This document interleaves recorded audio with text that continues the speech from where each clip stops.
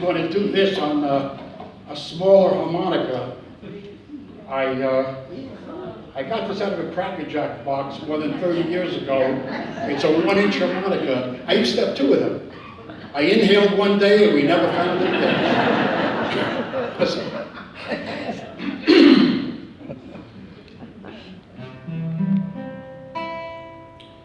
Have I told you lately that I love you? Can I tell you once again somehow? Have I told you lately that I love and I adore you? Well, darling, I'm telling you now. My world would end if ever I would lose you.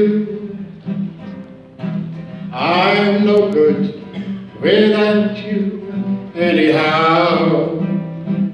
So have I told you lately that I love and I adore you? Well, my darling, I'm telling you now.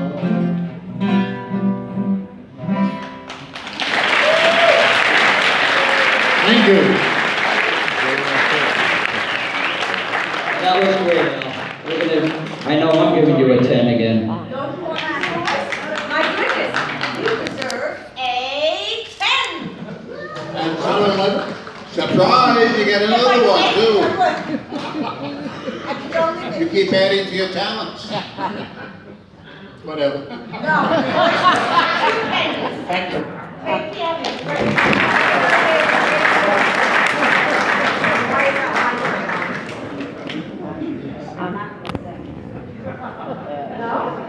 She's really like that. I know you're videoing everything you're saying.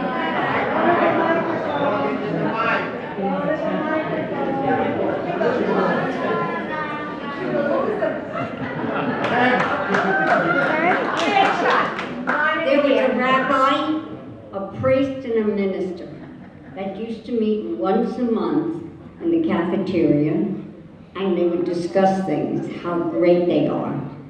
And the priest said, let's make a bet. Let's meet next month. Let's see if we could go to the woods and convert a bear.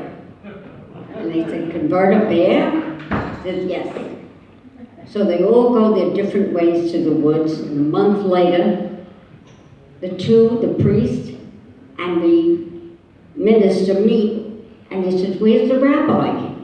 We don't know. So the man that owned the diner said, he's in the hospital. So they go rushing over to the hospital, and there he is, all laid out with casts on his arms and his legs. And they said, what happened? He said, tell me the first your story. So the priest said, well, I saw this bear, and he was trying to get something out of his paw, and I pulled it out, and I put a host in his mouth, and he did the sign of the cross, and I converted him. The minister said, well, I saw this bear, he was drinking water, and I pushed him in, and I baptized him. And when he came out, he blessed me. The rabbi says, I made a mistake. I should have never tried first with circumcision.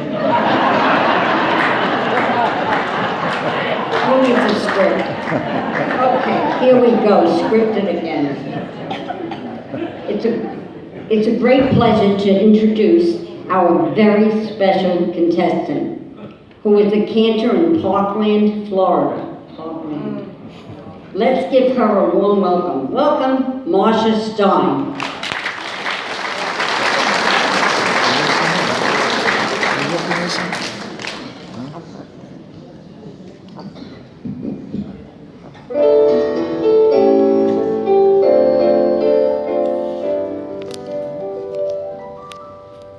Father had a business, strictly second hand.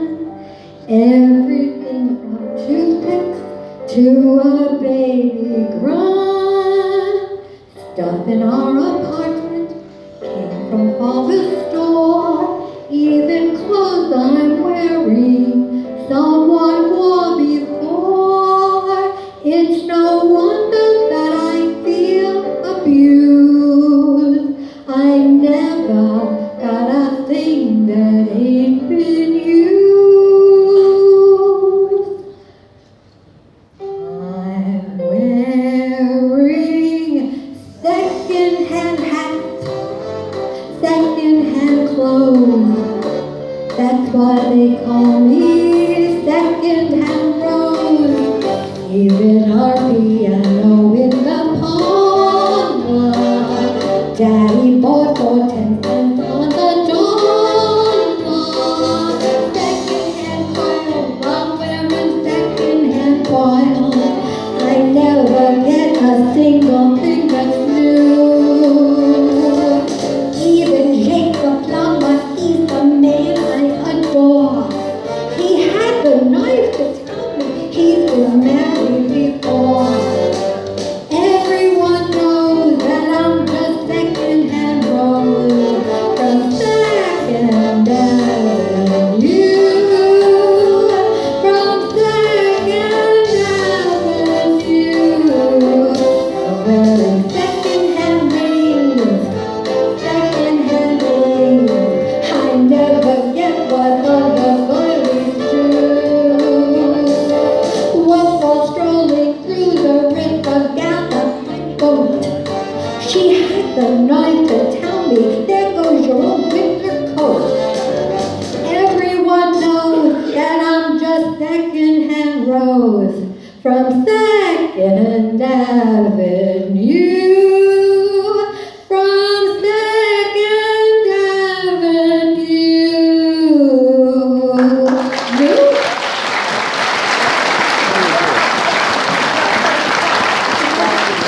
Very good.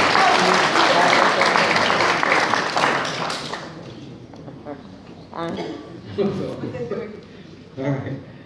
Well, we really appreciate you coming and performing for us, and I know you have a lot on your mind over the past number of weeks, but we really think you were terrific, and I know we are definitely giving you a high 10. It's been a rough week in Parkland, and I'm happy to be here representing. And here's another 10 for you. Oh, And a My third. goodness. oh my goodness, I don't even want to. Just like Barbara.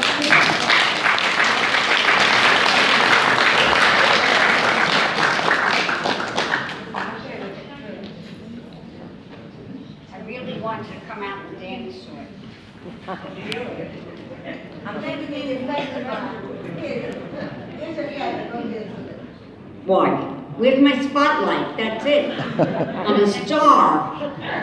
Don't you know it? Okay. I have to tell you a little story, and I'm gonna brag.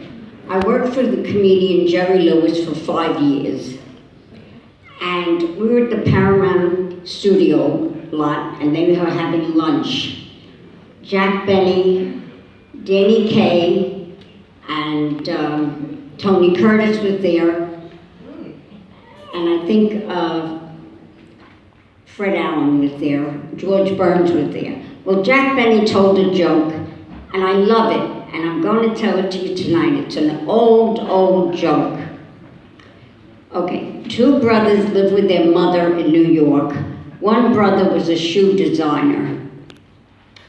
Why is my feather flying? I don't know, it's kind of Okay. All right. And they lived with their mother in Manhattan. And one day, one brother said to him, I have to go to Italy because we're designing a new shoe. would you do me a favor and take care of my pussy cat? I love my cat so much. It's all I have in the world. So the brother said, sure, I'll take care of your cat, no problem. So he goes off to Italy, and about 4 months later, very busy, he calls up and he says to his brother, hi, how's everything? How's my cat? His brother says, your cat is dead. He says, dead? And he hangs up, so aggravated, he's never gonna call him again. About 6, 7 months later, or 8 months later, he calls him back. He says, I want to tell you something. That cat was everything to me. You didn't have to do it this way. When I called, you could have said, your cat's on the roof. The next few months, I call you, say, your pussycat's in Pussycat Hospital. At least I'll get ready for it. The next time, they're operating on your cat. And then finally, you could say, your cat died. Well, I'd be prepared. He says, you're right, I'm insensitive and it was terrible. And I'm sorry. And he says, okay, I forgive you. Now let me speak to Mama. He says, Mama's on the roof. I love that joke, it's so old, but I'll never forget it. Some of us, I love to be scripted. Some of us get up early in the morning and exercise. I don't. Or they do line dancing. Beverly heads the class with complete enjoyment. Let's see a sample of their dancing. Where are you, Beverly?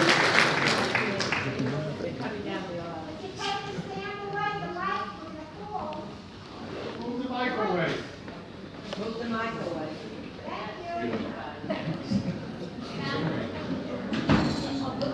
Stay chance, stay chance.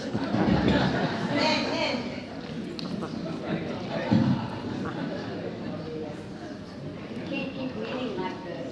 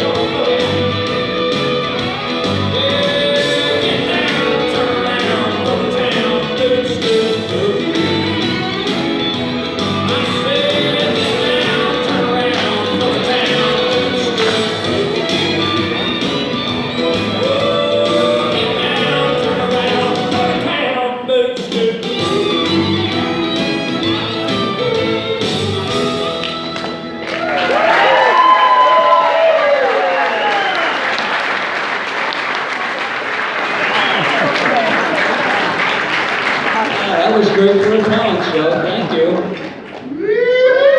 Have a top dog. Come and join us on Monday.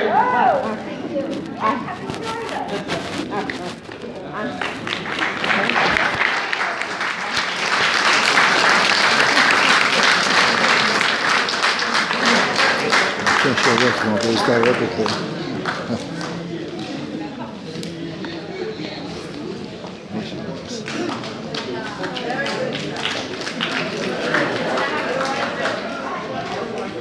Where's my mic?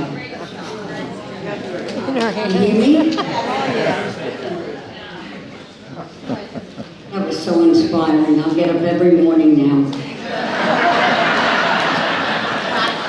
My next president is Clinton. We're all going to have breakfast when I finish with him.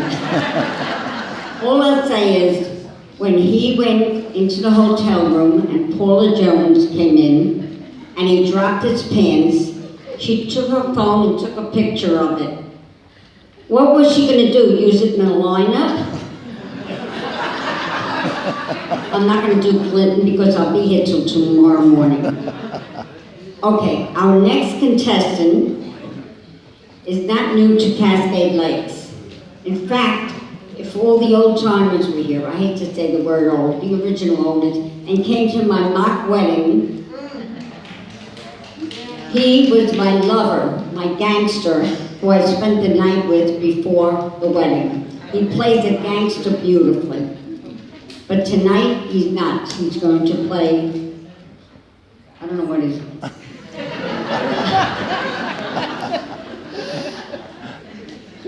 So let's all welcome Herb Gilbert.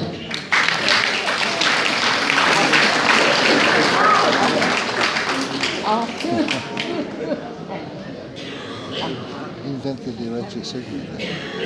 You did? I remember that thing from last year. Good evening. I think you did do a Testing. little fiddler on the roof. What do you think? A little fiddler on the roof?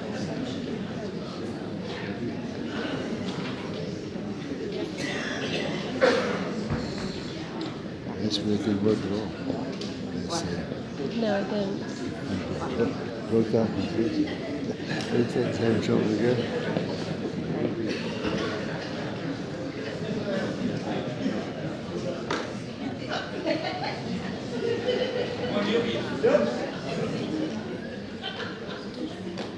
This is something from a very well-known show, Fiddler on the Roof. And I'm going to I don't know how I do guessed that. this song.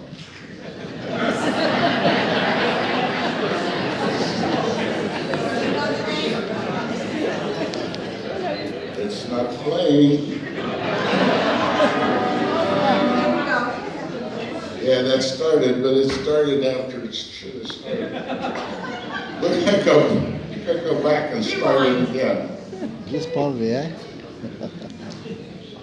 There is a sentence that usually goes before starting this particular. It says, "Dear God, you made many poor people, so it's no shame to be poor." So what would be so terrible if I had a small fortune?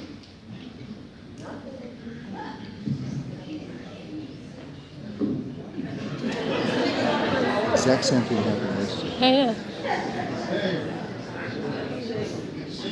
Let's hope it plays. Oh, there you go. If I were a rich man, yada diddle diddle, yada da da digga digga dum. All day long I'd bitty bitty bum. If I were a wealthy man, I wouldn't have to work hard. Yada diddle diddle, yada da da digga digga dum. If I were a very very rich, idle diddle diddle diddle man, I'd build a big tall house in the middle of the city.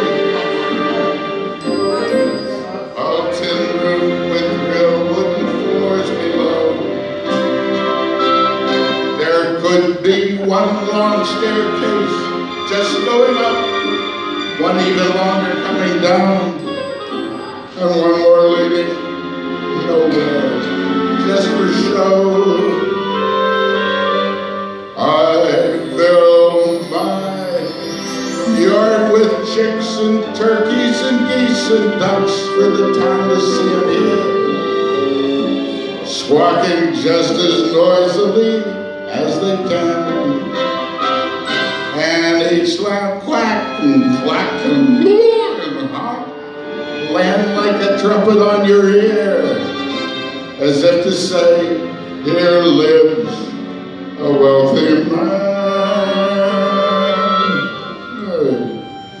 If I were a rich man, yada-deedle-deedle, yada-da-da-digga-digga-dum, all day long I'd biddy-biddy-bum. If I was a wealthy man, I wouldn't have to work hard, yada-deedle-deedle, yada-da-da-digga-digga-dum. If I were a bitty-bitty rich, diddle-deedle-diddle-diddle man, I'd see my wife, my Goldie, looking like a rich man's wife with a proper double chin, supervising meals to her heart's delight. I'd see her putting on like a perfect, she's yelling at us all day and night, terrible. Day and night. The most important men in town will come to find me. They will ask me to advise them like Solomon the Wise. Pardon me, if you please, Reptavia, those ain't problems that would cross a rabbi's eyes.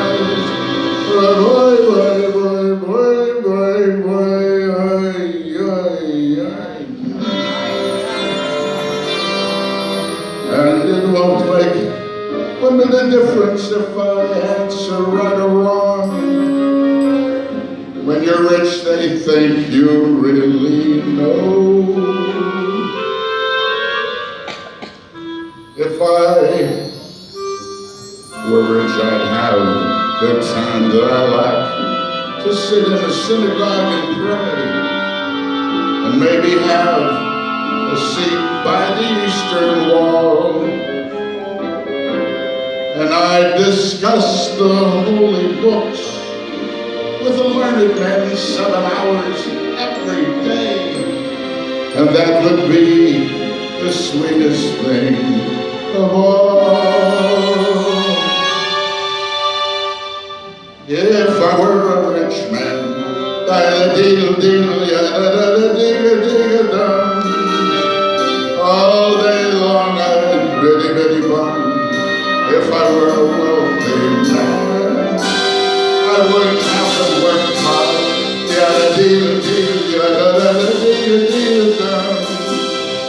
Lord, you made the lion and the lamb. You decreed I should be what I am. Would it spoil any vast eternal plan? If I were a wealthy man.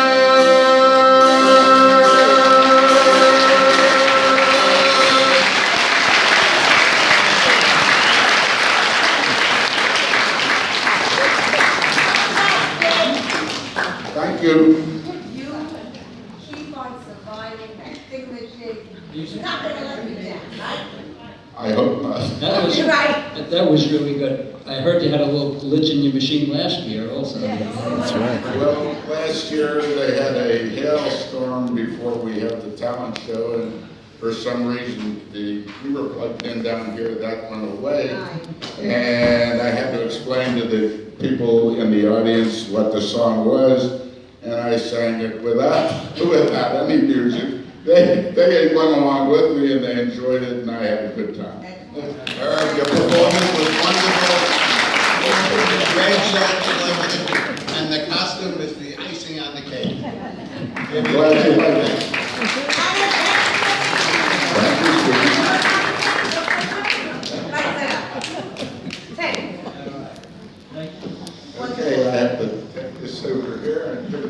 thingamajig. Whatever it is.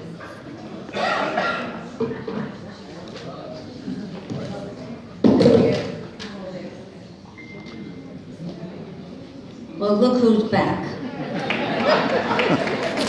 Okay, Giuseppe has an arranged Italian marriage, and his mother says to him, she's a virgin, you better be gentle with her and good, and don't scare her. He says, okay, Mama. So they get married, and that night, she goes in fast to the bed, and she puts the covers up here, and he goes and puts on pajamas.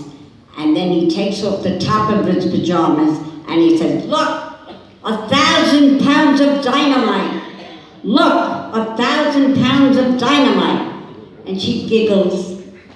Then he takes off his pajama pants and he says, look, 1,000 pounds of dynamite. Look at those legs, 1,000 pounds of dynamite. And she's giggling. And then he takes off his shorts. And she looks and she starts, oh my God. He says, why you cry? Why you cry? She said, so much dynamite, such a little fuse. Okay, back to the story. She stopped me from telling a dirty one, but I'll get it in. Okay. You're not going to believe this. Oh, my hearing aid just died. You're not going to believe this. Okay. They are living here, this couple, for over 16 years and hardly know anyone. I'll let them tell their story. I knew I shouldn't be scripted. The names are Terry and Matt. Please give them a warm welcome.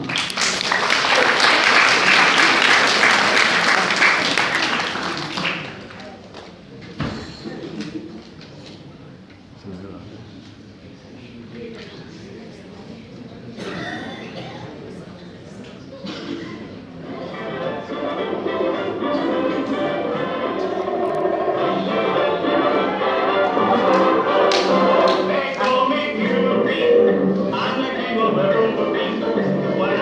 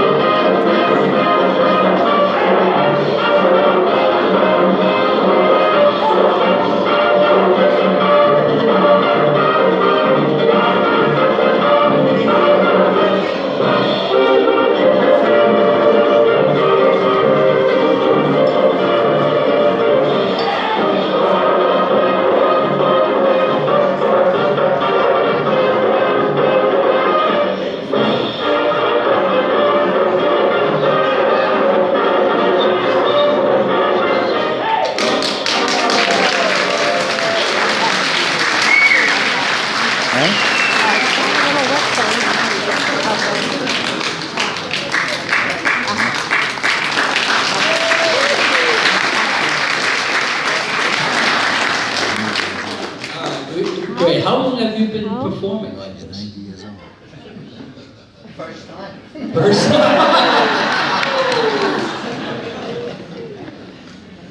Well, you were terrific. Love the routine, the bit. We give you 10. And save the next dance for me. I also do. I will.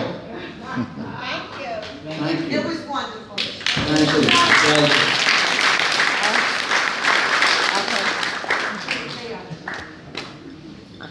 I think I'll commit suicide. I know my hearing aid died, but how old did they say they were? 90 years old. One less. No joke, no joke, I can't believe this. You gave him a 10? Yes, of course. I give him a 10 for getting up in the morning. In